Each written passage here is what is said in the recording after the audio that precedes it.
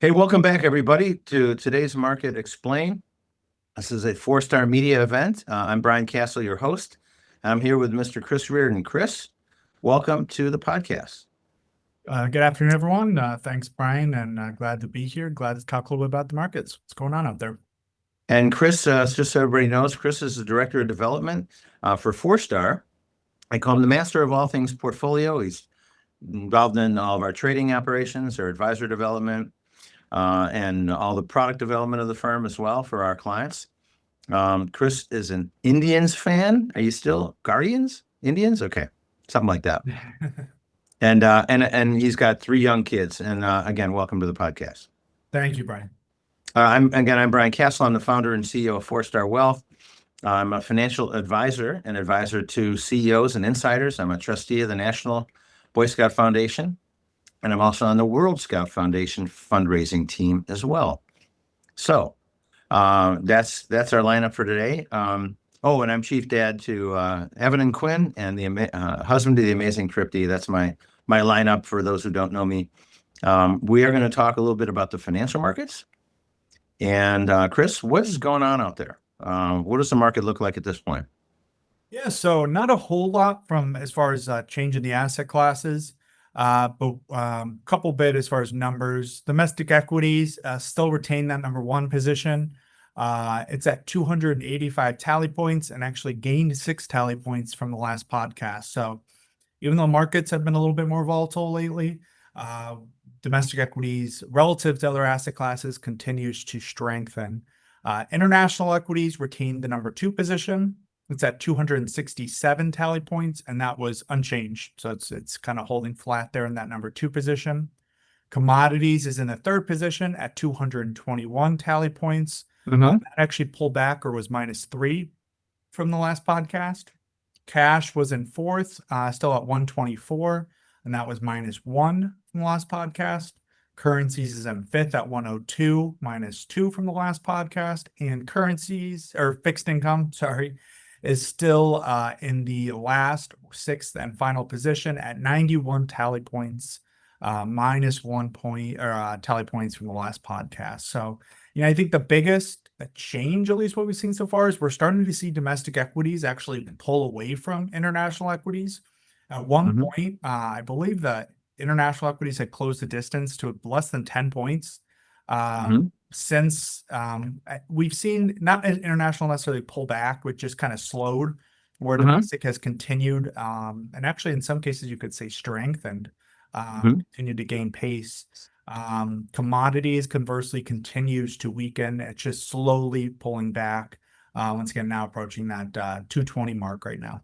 And I noticed that fixed income is still in the last place, and it's been last place now, Chris, since what, early 2021 or 22? Yeah. I think before then, it was always in, I think the highest I've ever seen it was it crept up to the 4th position. But I know for a while currencies was in the 6th position, the last position for a while. But yeah, ever since about 2022, we saw fixed income really kind of crater into that last position, and it hasn't been able to dig itself out yet. And normally when the risky markets, the domestic equities, international commodities, when they're on a sell-off like they were in 2022, usually bonds do better, but bonds didn't do well that year because interest rates went up, bond prices went down. But then it hasn't recovered, however. It's been in the last place ever since.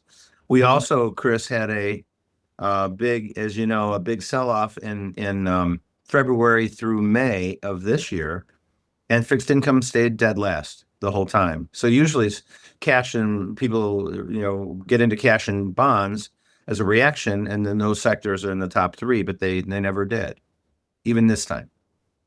Yeah, I think even the last, I'd say at least 5 years, when we've seen those volatile cycles hit, we've seen cash rise, but not fixed income. So we've seen almost as that conservative asset class be pretty much dedicated to cash instead of fixed income bonds, things like that. And, I think in 2022 was a prime example of, fixed income, which is typically obviously a relatively safe asset class compared to others, We saw that perform, down 10, plus percent on the year, a lot of fixed income, a lot of bonds. So, I think that people are still feeling that. And so that's why you're seeing cash, kind of hold a higher position right now than fixed income from a defensive standpoint, certainly.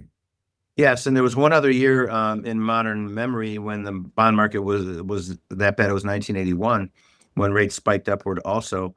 But this time it's not recovering. So we'll see. Fixed income investors have not been treated terribly well, but at least they're getting more interest now. But obviously the gains are made in the riskier asset classes. But the fixed income should be something that be a storehouse of value for people in bad markets. But so far, the last 4 years, it really hasn't been that great. Um, Chris, let me run through where the markets are year to date. So we've seen earlier in the year the technology stocks were not doing well, had a very bad first quarter, but now that's all come back. So the Nasdaq, which is tech heavy, if you will, up 18.2%. S&P, which also has a big component of technology in the performance, up 14.12. The small cap stocks are starting to rebound a little bit more, and that's up 10.49. The Russell 1000 value, which is like the dividend stocks, used to be the Dow Jones Industrials, but they added tech to it in recent years. Russell 1000 value up 10.4, and the Dow is only up about 9.9. So, we've had kind of like, reasonable markets this year after the big sell-off. We've had a recovery. But what is interesting is there's the wide divergence in sector performance within the markets. And let's just look at the S&P, Chris. What are the sector returns, the top three or four, and then the worst 4 or 5?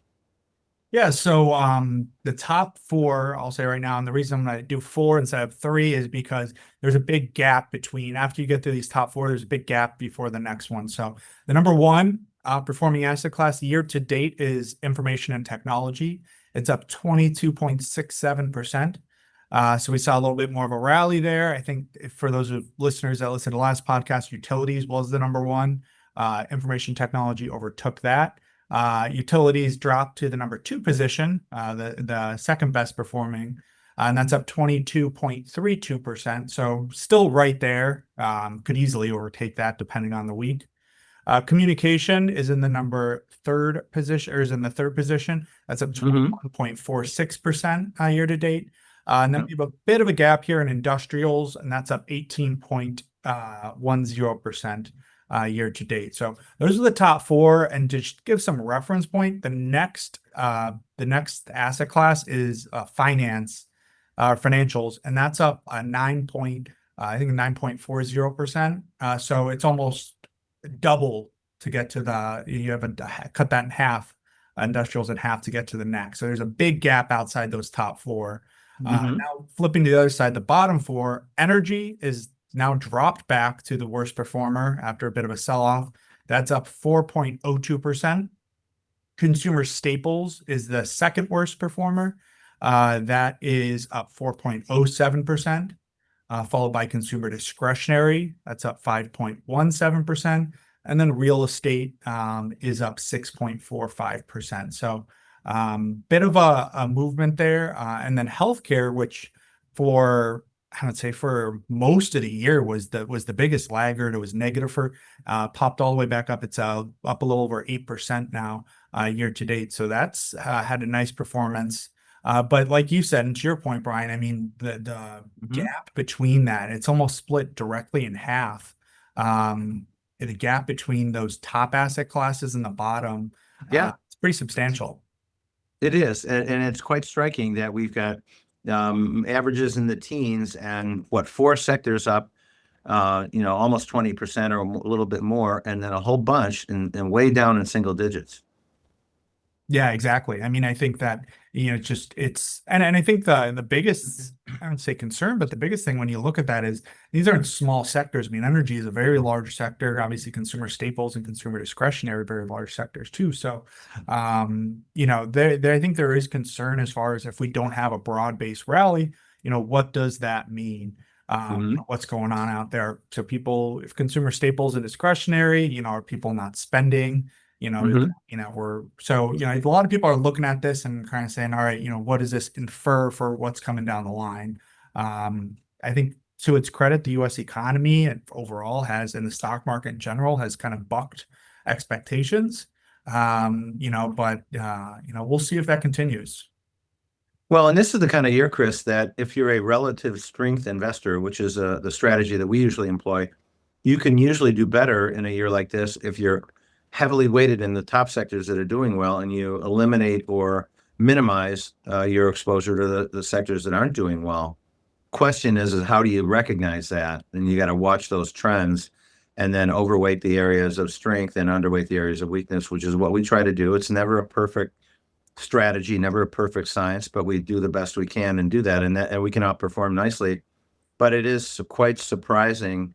You could have a really good portfolio that's long term doing well, but this year only be up about 7 or 8% if you're in the wrong sectors, right? And you're underperforming the S&P, and then you think, well, something's really wrong. And long term, it's probably nothing really wrong.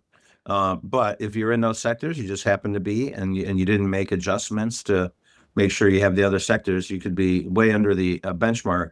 So it's a matter of if you're underperforming to understand what's going on and why, what the component parts of your portfolio are. And then also, likewise, if you're making all the money just in one sector like technology, what kind of risk are you engaging to get there? We've done some analyses on portfolios and funds that purely just overweight these sectors so dramatically. And the risk is sometimes not really understood that well. And it can really come back to hurt you. You have to be careful on how you design your portfolio. So anyway, but this is a wide disparity year where the top sector and the bottom sector have almost a 25-point gap between their performance. Pretty striking, Chris. Yeah. Yeah. And I think one benefit to us as relative strength managers this year has been, if you look at those top four sectors, you could say really two of them are similar in one's in communications and information technologies, but utilities and industrials are drastically different. So, what that gives us is a little bit of diversification there compared to, I'd say previous years, but years where 2018 really comes to mind, where you just had one sector being technology, just running semis and technology, just kind of running the whole market. Then you get into over concentration and issues there. So I think it does help us having a little bit of diversity, that we have kind of four kind of pretty diverse kind of sectors that are running. Yes, absolutely. So that's where we are.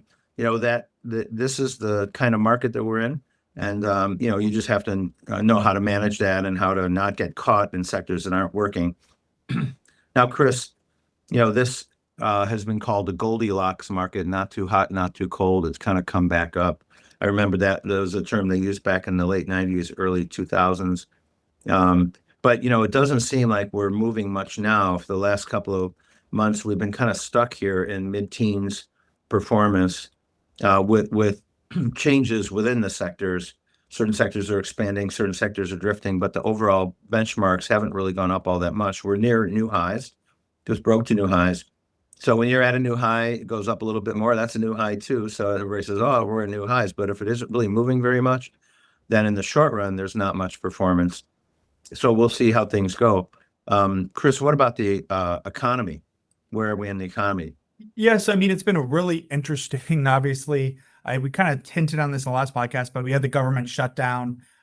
So when you have the government shutdown, you get a lot of economic data that just isn't being reported at the time because those government employees aren't working, are on furlough, things like that. I believe they're calling some of them back to do very, very important numbers like the PMI and inflation numbers that are super important. So pretty low as far as quantity for economics. But I do have one. The U.S. consumer sentiment number did come out, and that in October fell to 55 from 55.1. So relatively stable. It still was a technical decline by 0.1%. But I think one of the big concerns there now is we are starting to see a little bit rollover in the obviously in the labor force now a little bit. Inflation, although it has become steady, especially in the at the grocery store, we've really seen it be a little bit more persistent. So we're starting to see some households, I think, kind of buckle up their belts a little bit more from that perspective. So there still is this kind of overarching concern with the U.S. economy. And as I said before, to its credit, I think it has held up, I think, much better than most people expected. But we are seeing a little bit of drop there in consumer sentiment. Outside of that, numbers have been, as I said before, we really don't have too much to report on with the government shutdown. Yes. And now we're seeing slowing employment though, Chris, and we're getting some of those numbers. And it hasn't gone negative, but there's enough layoffs that we're not seeing strong growth.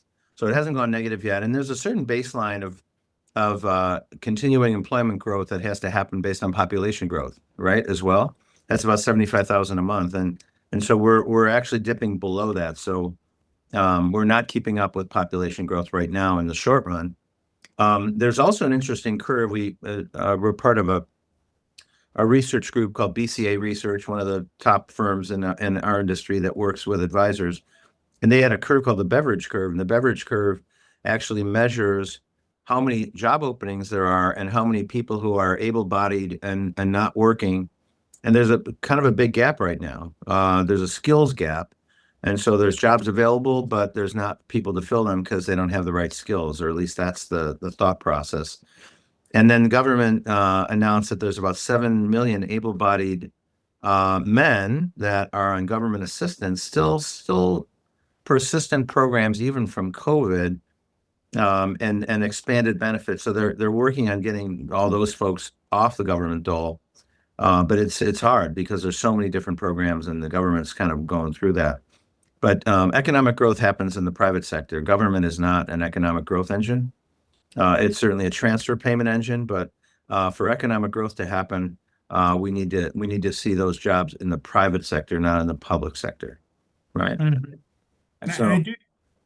One little thing I'll say, I mean, I do think we're at a little bit of an inflection point, or we're approaching an inflection point with AI and everything, where we might see kind of a little bit of as far as layoffs, things like that. But hopefully those get absorbed, or we get kind of people that get trained up, because we're just going to see kind of a shift in where those jobs are. And I think, we are probably approaching, if not already there, as far as AI taking over certain aspects or certain jobs that were traditionally done in the past. So I do think there's some big changes coming that are going to radically shift the labor market. I don't know what that will be. If I did, but I think that that's probably coming down the pipeline in the next decade, not sooner. well, let's talk commodities, Chris. Oil got hit, but now oil's growing again, right? Yeah, so oil took a pretty big hit there. We're starting to see it bounce. It's up about 2% this week, mostly off of hopes of trade talks between the U.S. And China and India. I think Chinese talks have been kind of back and forth, wishy-washy. I think India, there's better hope there that we could get a deal done with India in the short term, and obviously that's a very large economy. So we continue to see at least a little bit of a base on a pushback off from oil prices, which is positive. And then outside of that, Bitcoin also has seen a consolidation. That after touching about the 120,000 Bitcoin or dollars per Right. Bitcoin, it's since pulled back to now just over 107,000 per Bitcoin. So a bit of a pullback there after touching brand new highs. And along those same lines, gold. So gold very recently, just as recently as this week, we saw a pretty tough, pretty rough pullback, about 7-8%, depending on where you're looking, after touching brand new highs. I think this is really important to point out because, some of the recent sell-off was due to that commodity gold moving into what traders use as like overbought territory. So they have overbought, oversold, and that causes a lot of traders with their trading strategies, things like that, to sell, take gains. That you're likely to see a pullback like this. So I think for the most part, it's healthy. We've seen a very large move, quick and large movement in gold. I believe the last podcast, even some couple weeks ago, we were talking about gold just hitting new highs of just over 4,000. Earlier, I think late last week, or if not earlier this week, it hit highs of 4,300. So it's moving just radically upward quickly. So it's not uncommon to see a bit of a pullback. You have people taking gains, things like that. So, I think overall it's healthy for the commodity, but nonetheless, it still hurts. Never like to Mhm. see Yeah. quick pullbacks like that. Another couple different aspects that are impacting that as well. Investors are looking towards the U.S. inflation. If they see a higher reading there, is that going to have a potential impact on the Fed lowering the Fed funds rate? Right now, they have it kind of scripted in that there's going to be 50 more basis points or 0.5% of rate cuts this year. That's kind of what the Fed projected. So any deviation from that could have significant impact on gold. And then, right now, one thing that's really interesting, and this is how interconnected markets are, is, if we see a large correction in the US stock market, a lot of traders, a lot of, companies even use gold as a hedge. So if they're forced for margin calls, things like that, to raise cash, they will use that hedge gold, they will sell it to raise cash. So that could put downward pressure on gold as a whole. So couple different aspects there, but we definitely have Mhm. seen um, recent downward volatility, which we really haven't seen for most of the year with gold. I mean, it's just been on almost a rocket ship upwards for most of the year. Yeah. It's very So untypical. even, and Chris, even with this 6 or 7% pullback, gold's still up. All the different gold holdings we have are up 45 to 55%. I mean, it's still big, even with that sell-up.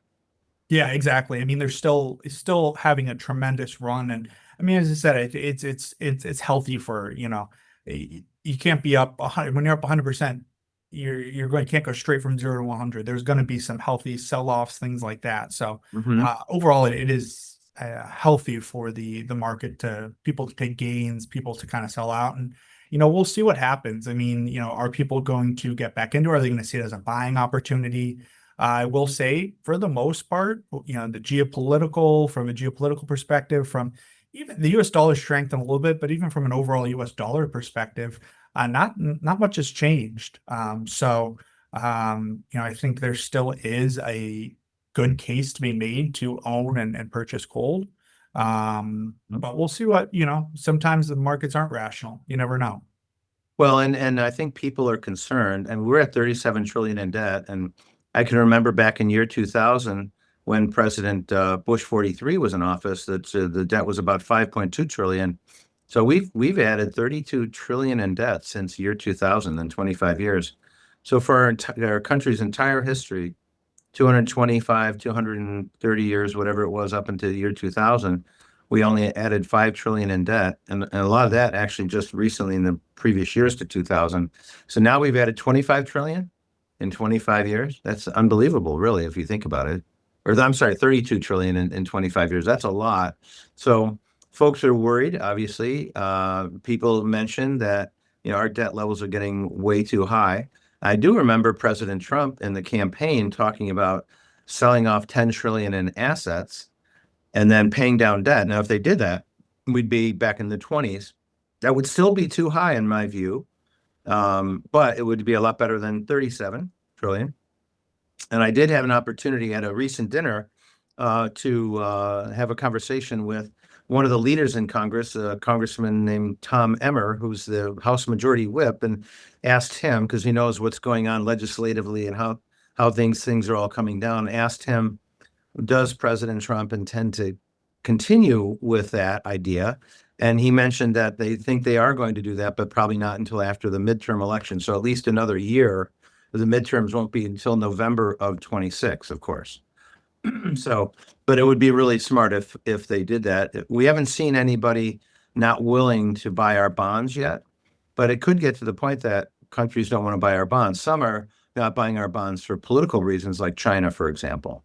But as far as like our credit, no one's concerned about our credit that much. We did lose a AAA rating, Chris, in the year 2011. So now we're AA rated in most services. In fact, one service finally went to AA just last year. The others went to AA in 2011.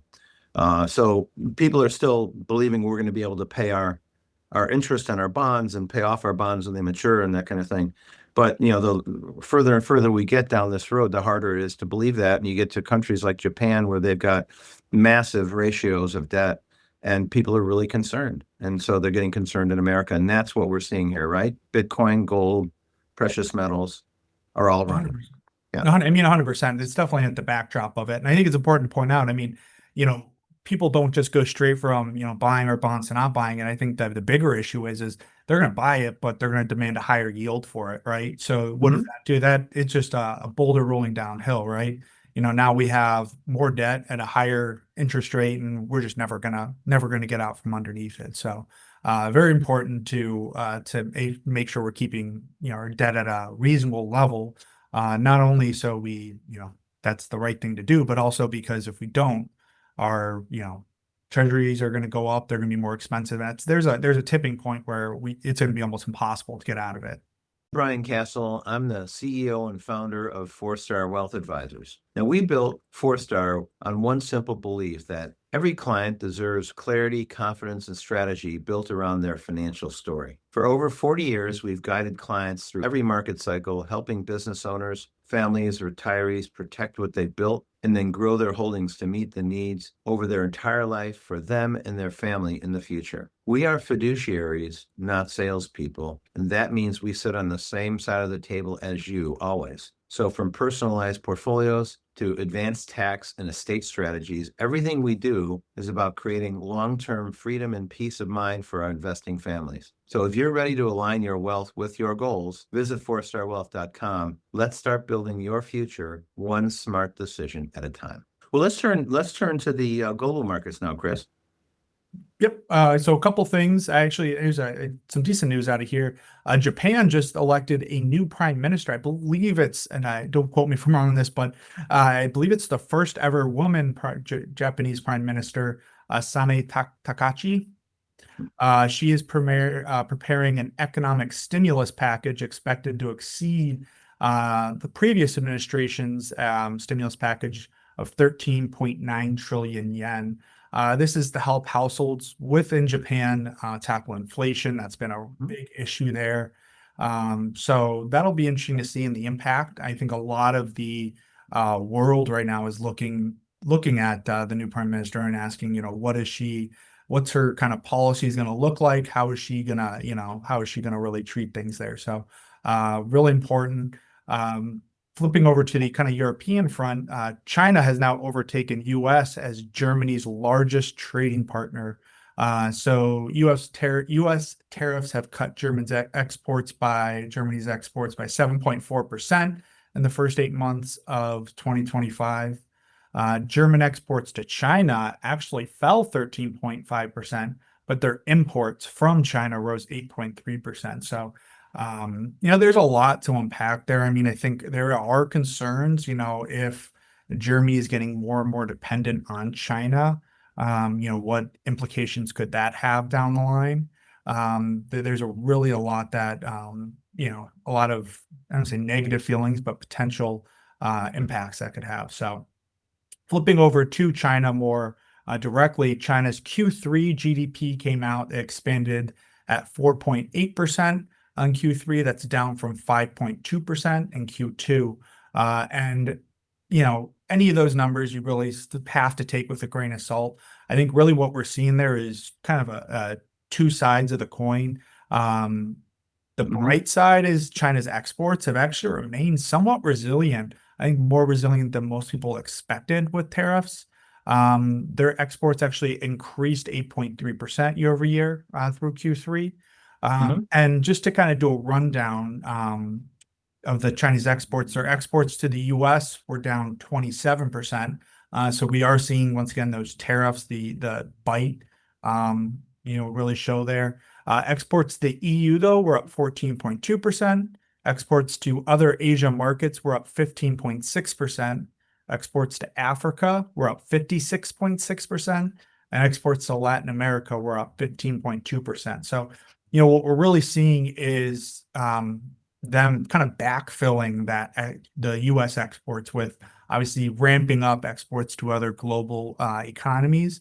I think even though those percentages, some of them are really large, it's really important to point out that the U.S. is one of the biggest, if not the biggest, consumer in the world. So, South Africa or Africa in general being up 56.6%.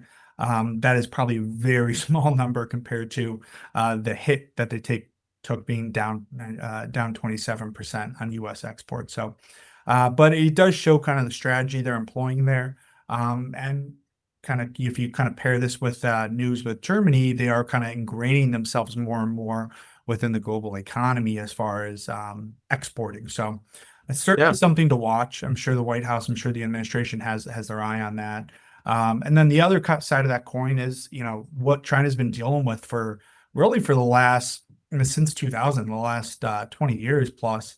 They're being dragged down by weaker household spending and their beleaguered property market, which just continues to really be a drag on their economy. So you really have two sides there. They're kind of exporting, importing, industrial powerhouse, and then the consumer market there, the real estate market, the underlying foundation of China remains extremely weak, and I would say extremely vulnerable.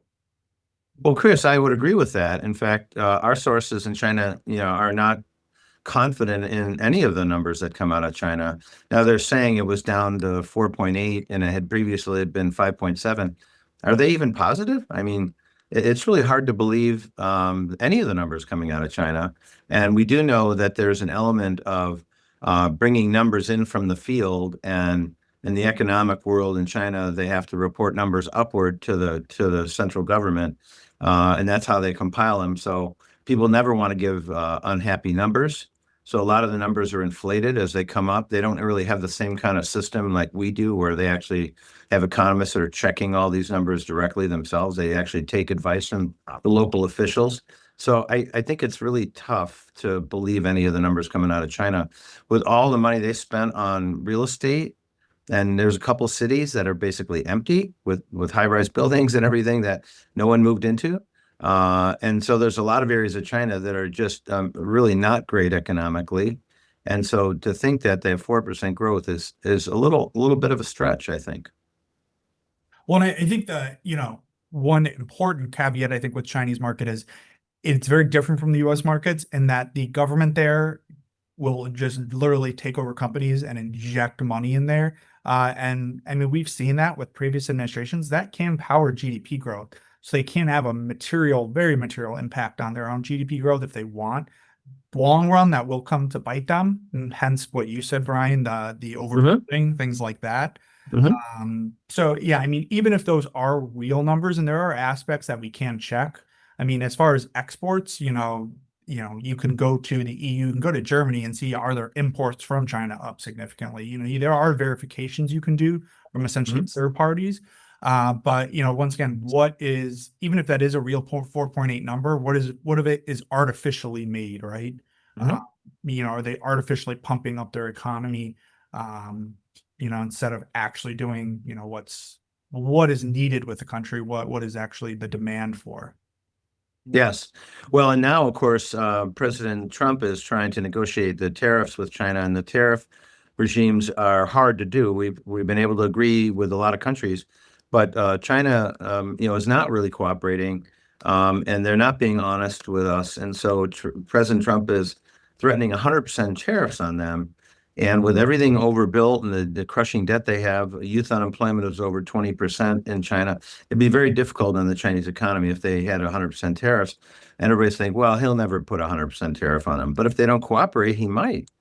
So it's a negotiating tactic for sure. But if you're not willing to do what you say you're going to do, then you shouldn't propose it. And not just to be in a negotiation and back down. So, and there was a talk for a while in the tariffs that Trump always backs down, what is it? Trump always caves, something like that. But he hasn't caved. He's got tariffs in place in a lot of places. So we'll see what he does with China. But China's avowed goal is to take over, leadership in the world from America. But I think it's going to be hard for them to do that because they don't really have free markets. They have, very controlled economy and everything. So people don't really have the freedom of choice. And, if they want to take assets from you in China, they can just take them because the communist government just controls everything. So they really don't have the same form of dynamic capitalism that America has. But so if they're going to trade with us, Trump wants the trade to be fair. So far it has not been. And so he's still pushing hard on them. They really are doing a lot more exporting, as you said, Chris, now than they were, and America is backing away on exports from China. So if they did have 100% tariffs, it could really spin their economy kind of wildly out of control. So we'll see what happens. Yep. Yeah. I mean, once again, I mean, I think even though other exports are up, that minus 20% from a actual kind of number as far as, yen or dollars is probably, if not the same, if not more significant than that. So any uptick in from 27 to 30 to 40% and decrease in exports to the US is going to be a much harder hit. Yes. Well, then the other thing that's happening, Chris, in the international scene is now a pretty clear new change in trend, and we'll call this a deglobalization trend. The globalization trend really started when the Berlin Wall fell down. We also had, the when Yeltsin was on a tank in 1991, and the Soviet Union kind of broke up, and so there was a lot of democracy coming around the world. There was a globalization trend where people were um, sending their manufacturing, or companies are sending their manufacturing to China for low cost producer, and everything was fine. But now it's gotten aggressive where the Chinese are getting aggressive politically against us. So they're pulling back from it, from instituting tariffs. So the globalization trend created cheap goods all around the world, but created some political risks. So now that's all kind of being unwound in some ways. So now we're on a deglobalization trend. It's predictably those who want control see it as a vulnerability, and they're kind of like trying to prosecute their political designs, power hungry motives on the part of China, and it'll continue to divide countries in the blocks. Trade patterns are changing. There will be winners and losers in different ways than we've seen in the past. And then the US serving as the world's policeman will probably change. President Trump is working hard and getting the NATO countries to pay, initially all pay 2%. Now he's asking them to pay 5% of their GDP into NATO and defense of NATO. So things are changing in a lot of ways. And in many ways, it'll be good for America. We were very vulnerable to countries that were low cost producers. So the tariffs are kind of changing that. So globalization, the trend is basically ending, and deglobalization is beginning in some form. We probably won't go back to where we were in the 80s, but we're going back to some other form of globalization, and it won't be as intense as it was. We're not going to outsource all our manufacturing to China and other Asian countries. So, Mhm. Yeah, I so mean, I think it's really important. I mean, I think it also parallels just the uptick we've seen in just geopolitics. I mean, you have obviously Russia, Ukraine, you have the threat of China with Taiwan.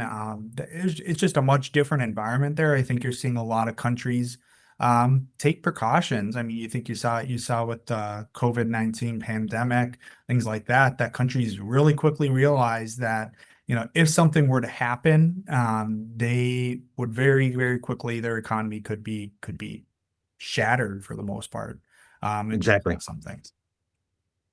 Right. So anyway, that's what we see on the international front, right, Chris? I mean, I think what do we have in the what we see out there segment today, Chris? Yeah, so we talked about this, I think the last podcast, but so Paramount Skydance, they just completed their merger, and they right when they completed that, they made an offer for Warner Bros. Discovery, which is a huge media powerhouse. They did an offer of $24 a share, and it just came back this week that Warner Brothers Discovery has rejected their offer as they're exploring other options. I mean, I think it's important to note this could be a negotiating tactic. I know they do want them to absorb some of their debt, things like that as well. So I think there are negotiating items on the table. But I think it also opens the potential for Comcast to come in and maybe make a bid. I mean, Warner Brothers Discovery is a very large media empire. I mean, HBO, CNN, obviously the Discovery networks. I mean, there's a lot underneath that. So it'll be interesting to see how that plays out and how that shapes the media landscape, because it will have material impact depending on what happens there. Exactly. Well, good. So also, just in the what we see out there segment, Chris, for a couple of days this week, there was a massive Amazon Workstation outage, and it affected everybody. And if we ever want to see how we're all vulnerable to one big technology firm, like everybody's systems were shut down for a couple of days, it has certainly affected us.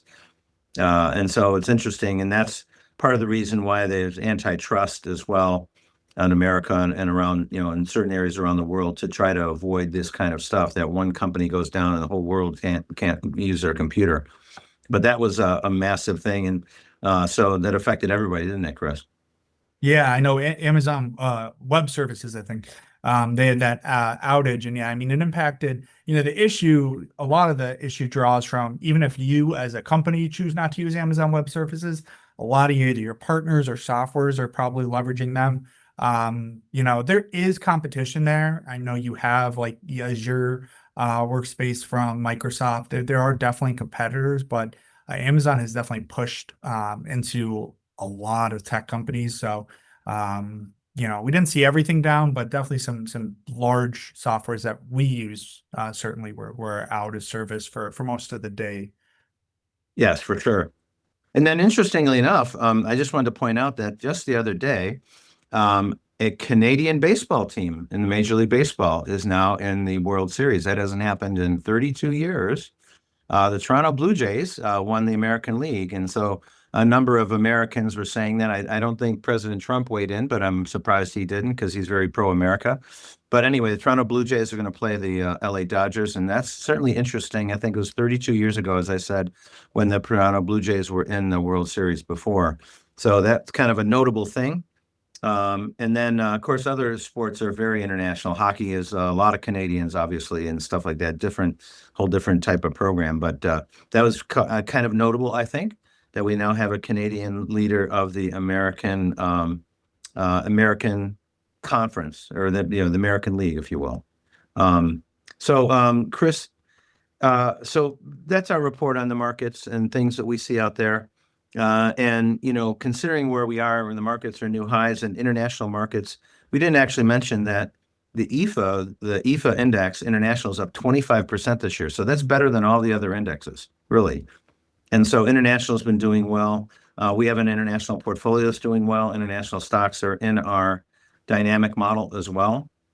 So we're at new highs, and it's been the first time we've had a rally of more than a couple months in international stocks in US dollar terms in over 15 years. So it's kind of notable. And most people will not get into international stocks until like the year is over, and then they hear how things went. Oh, last year the best performing was international, and then they all pile in like in the first quarter of next year. So the key is to catch these trends before they've already run themselves out. So we're not sure how long the international stock trend is going to continue doing better than US, but we're in there and we're making gains on it now. So if anybody is not in and they're considering, that's a trend to consider. And then, Chris, as far as the rest of all the movements, what are we doing about it? Well, we're still fully invested in our portfolios. We're starting to see a little bit of deterioration in certain areas, not enough yet for us to raise cash. We did go to maximum cash levels for only the 8th time in 31 years earlier this year, about a week before Trump's Liberation Day in early April. And so we managed to protect our investors on the downside and avoid major loss during that segment, and then get back in later in the summer when things were a little better. But right now we're fully invested, and 85% of the time we're fully invested, and that's where the markets usually are. But when things are rough, we take protection, Chris, and as you know. So that's where we are today. Yep, sounds good. All right. So I think that's it for us. Everybody, please go on the FourStar website. And the Leadership Matrix has lots of interesting blog posts. We did a podcast with a workforce development, a home development, and living unit development developer, Dr. Van Williams of Proactive Realty, and that's very interesting about how they're taking areas that are normally blighted and poor areas and rehabbing buildings in a way with government assistance to help people live. And it's an investment that folks have made in their portfolios at FourStar as well. So it's an investment program as well. So see that interview with Dr. Van. And then, of course, you can hear the podcast version of it as well. And then there's video versions of it out on Facebook, Instagram, and YouTube. and also on TikTok. There's clips out there as well. So anyway, I think we're done. I think we are. That's it for us, everybody. Thanks for joining us today again. We'll be back in a couple of weeks with an update, more information. We'll see how all these trends continue. So for today, FourStar Wealth, today's Market Explained, over and out.